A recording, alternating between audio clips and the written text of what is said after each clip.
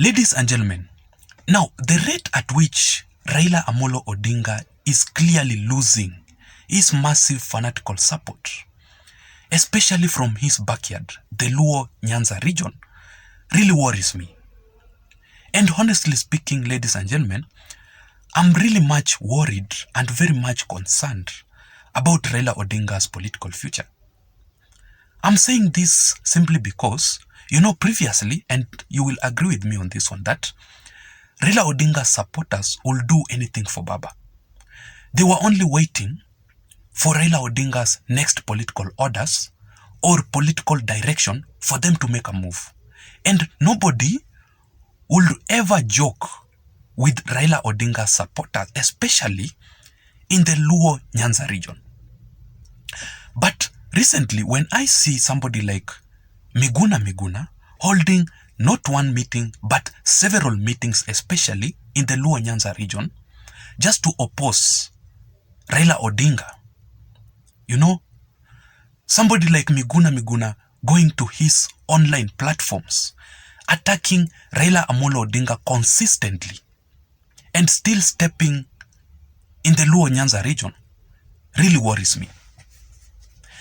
When I see somebody like the former Nairobi governor, Dr. Evans Kidero, holding several meetings with the Luo Nyanza supporters, with the Luo Nyanza leaders, MPs, MCAs who are recently elected, so that they can oppose Raila Amolo Odinga and declare their support publicly to Dr. William Samoei Ruto, really worries me.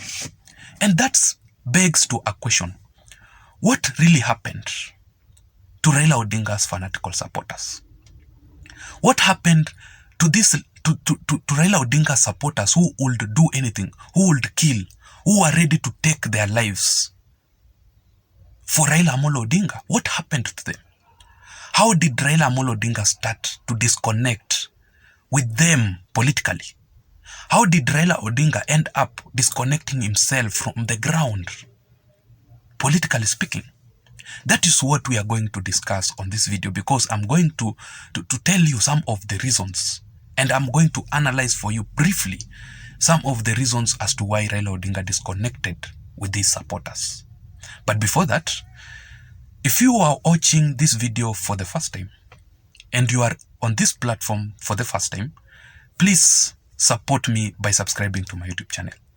You can also press that notification bell so that each and every time I upload a video on this platform, YouTube will automatically send you a notification, because each and every time I must upload a video on this platform. Each and every day I always analyze politics. And by the way, I'm very much non-partisan. I don't support one party or whatever. I'm always saying as it is. I always analyze politics as the way it is. And also, please give a like to this video so that YouTube can also recommend my channel to reach out to other people, so that we can grow together as a big or a greater audience. Otherwise, feel very much welcome to this platform. What happened? How did Raila Amolo Odinga ended up losing his massive fanatical support? According to my considered opinion, the first point is that Raila Amolo Odinga's consistently in the opposition. Raila Amolo Odinga's consistency in the opposition led to people, starting to ask themselves questions. And staying in the opposition actually did not mean any good to the people of the Luo Nyanza region, because there were no developments. People who are really much associated with the ruling government are more likely to get more development projects from their region. And thank God to the handshake, because after the handshake between Raila Odinga and Uhuru Muigai Kenyatta, that is what actually really led to Uhuru Kenyatta developing some projects in the Luo Nyanza region. And he developed several projects and initiated several projects in the Luo Nyanza region until some people of the larger Mount Kenya region started complaining to Uhuru Kenyatta that we are the ones who voted for you massively. About 98% of the total votes of the larger Mount Kenya region actually were voted for you.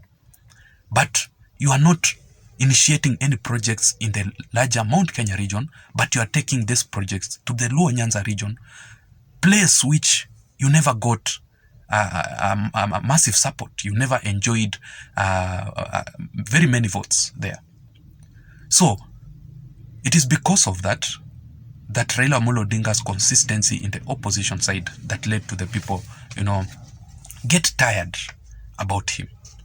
The second thing about why Raila Odinga lost his disconnected from his supporters is simply because of the new generation. This generation is very, very interesting. And I heard Raila Odinga complaining severally about this generation, that they don't know about the history of Kenya. They don't know how leaders fought for them to get the independence. People like Raila Odinga who are frustrated, who are tortured, some of them even killed, for them to enjoy, the democracy that they have. If you tell somebody of this generation that Raila Amolo Odinga fought for this country, they will never understand that. They don't know about that. So this generation are not willing even to die for Raila Amolo Odinga. Why should they sacrifice so much for Raila Amolo Odinga, yet he is a politician and a leader just like anybody else? So this generation actually don't understand anything to do with the history, which Raila Amolo Odinga keeps on insisting. That is the problem.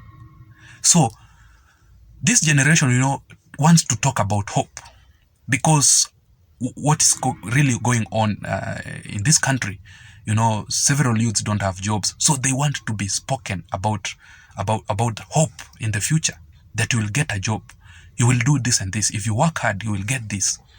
But Raila Amolo Odinga has been relying so much about the on the historical side, that somebody like who fought for independence, how Kenya got independence, somebody who was tortured, whatever. This generation don't understand that. This generation want hope. So that is how Raila Odinga is clearly disconnecting from his supporters. The third reason, according to my considered opinion, is that Raila Amolo Odinga supporters are really tired of being led by the Odingas, especially in the Luo Nyanza region. They are very much tired. Somebody like Oburu Odinga really pisses me off, because each and every position he wants to be associated with. He wanted to be associated, to be nominated in the East African Legislative Assembly, EALA, a position which somebody else would have taken that position. He wanted to be nominated, in a certain committee, Senate committee. So each and every political leadership, he wants to take over. He wants to rule the people. People are really tired of the Odingaism. If that word is really much correct.